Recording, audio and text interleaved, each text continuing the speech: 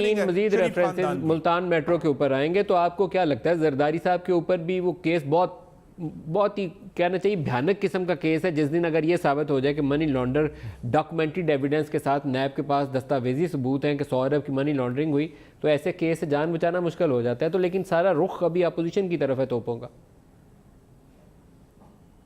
नदीम मलिक साहब, आप मुझे बताएं कि मनी लॉन्ड्रिंग के हवाले से जो मिनिस्टर्स के स्टेटमेंट हैं, फाइनेंस मिनिस्टर के और इनके जो एडवाइज़र हैं, उन्होंने आपको बताया कि कितना रकम जो है मनी लॉन्ड्रिंग का इन्होंने डिटेक्ट किया है जो बाहर मुल्क किया है।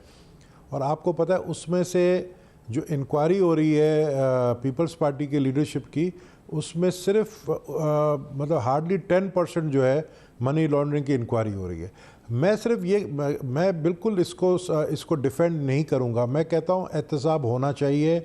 अली मोहम्मद ख़ान की इस बात को मैं सपोर्ट करता हूँ कि करप्शन के ख़िलाफ़ एहतसाब होना चाहिए, लेकिन साथ साथ ये जो तरीक़ेकार है कि आप पहले बंदे को पकड़ के अंदर करें और इंक्वायरी बाद में करें और बाद में सॉरी कहकर छोड़ दें कि जी इंक्वायरी किया, आप क्लियर हैं और आपको छोड़ दिया जाता है, ये गलत है।